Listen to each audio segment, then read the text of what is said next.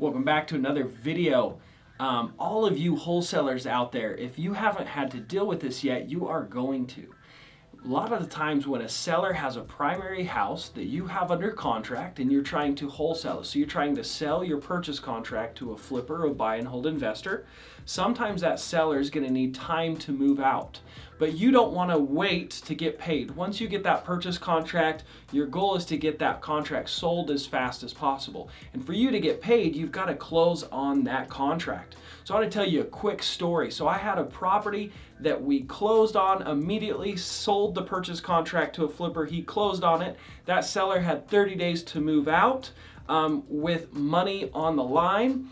And tragically, that seller died within that unexpectedly, within that 30-day period. And if we would have waited to close to when he had moved out of the house, we would have not done that deal, or if we had, it would have taken months and gone through probate process and have to work with his family members that inherited the property. It would have been a complete nightmare. So I want you guys to understand time kills all deals. So I want to teach you today about how to get paid now and let the new buyer deal with getting the people out of the house. You close now, get paid now, and let other people deal with the headaches. So let's dive into this content and I'll show you exactly how we do this. Hi, my name is Zach Booth, and I help people just like you consistently find massively discounted properties all across the country so you can fix and flip, buy and hold, or wholesale real estate. If you need help, I have a ton of free resources, including an absolutely free wholesaling course. Click on the link in the show notes to get access to those free resources, or you can go to dfdmastery.com, click on free resources, and get access to all the free content. So it is called an escrow holdback. I've heard it called lots of different things, okay? So the main thing is you need to negotiate with your sellers what it is in their best interest. Like, how do they want to handle the transaction? So a lot of the times what will happen is you'll have a seller that either lives there, or they have a family member, a son, a daughter, a niece, a nephew that lives in the house, and they need time to move out. So what we'll do is we'll say, okay, great, how much time do you need to move out? And they'll say usually 30 to 90 days. We try and go no more than 45 days for them to move out. And so what we do, the way we negotiate this, is we say, well, that's great.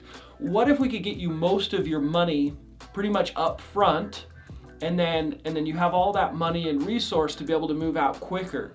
Could you get moved out in 30 days if we gave you most of your money up front? And most people will say, wow, that would be fantastic. And we allow them to stay in the house for those 30 days after closing.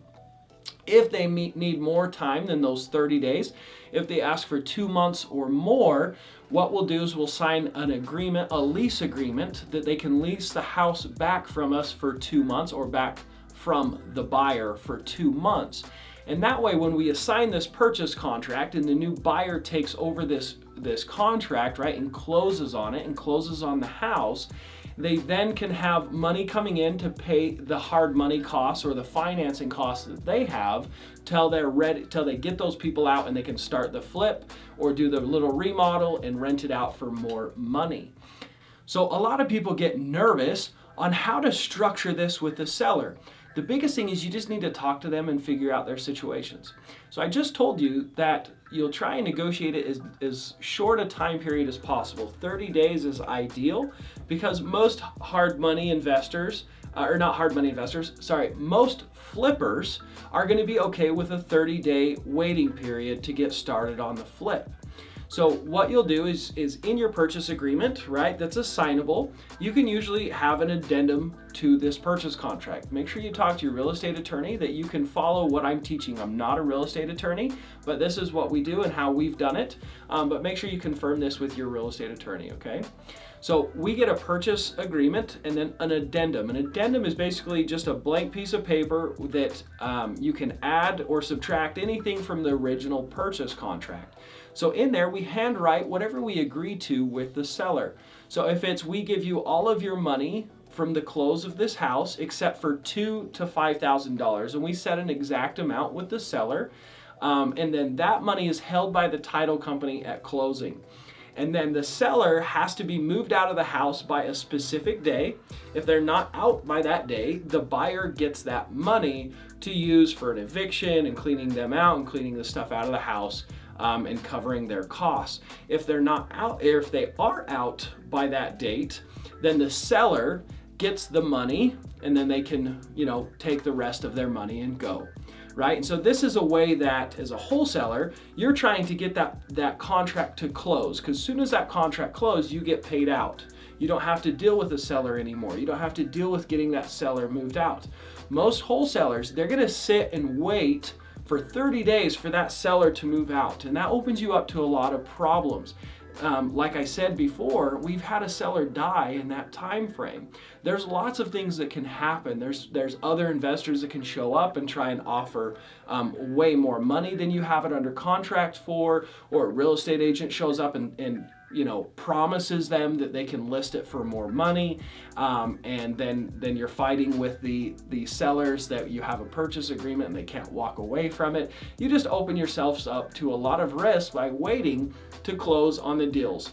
Time truly kills all deals. So what you want to do is figure out how to get this property closed as fast as possible and put money in your bank account and move on to the next deal. So this is an escrow holdback. This is exactly what we use. I hope I was clear enough on how we use this to make more money and to get paid sooner. So if you found this helpful, make sure you hit the like button. I really appreciate it. It really helps me get these videos out to other people that might benefit from them. Thanks a bunch. We'll see you in the next video.